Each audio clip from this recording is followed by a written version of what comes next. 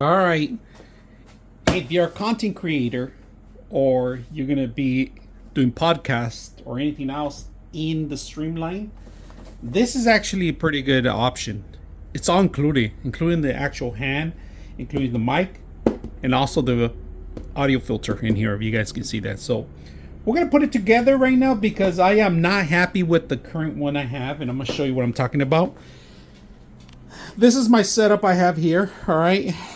This is my microphone, but this microphone keeps going into echo. It's very difficult, and I'm going to show you a couple examples here. All right, we just set up our connections right now to this system, all right, in a Chipset case, which is a see-through. It's a plexiglass, pretty much.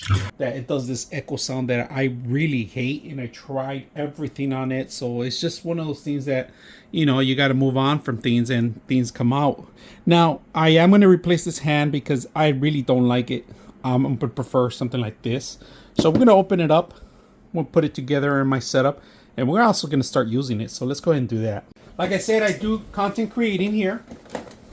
I do a lot of it, and normally I like a little simple setup, all right?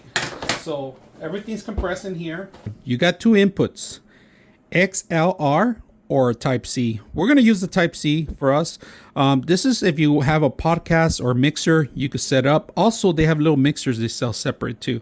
So they also have that too as a unit, as a separate unit. So we're going to use Type C. We're going to see how well it works. But if you want fast, instant communication back and forth to your system, it'll be XLR. All right. So we're going to use it. I like the size of it compared to the last one I have. And I'm going to show you two different sizes on it. All right. And setting up these microphones, if you guys can see, I like this. It has stabilizers, opening and closing it, so you can actually grab onto the microphone.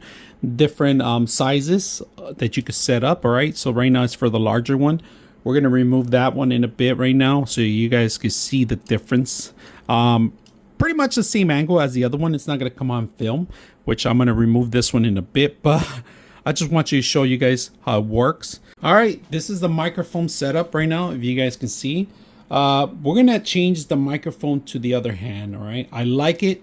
It's just the thing is I already have my setup properly set up before. All right, so this is the actual microphone we're going to be using right now. I'm doing a live stream on the actual video so you guys can see it, how it sounds and how it looks.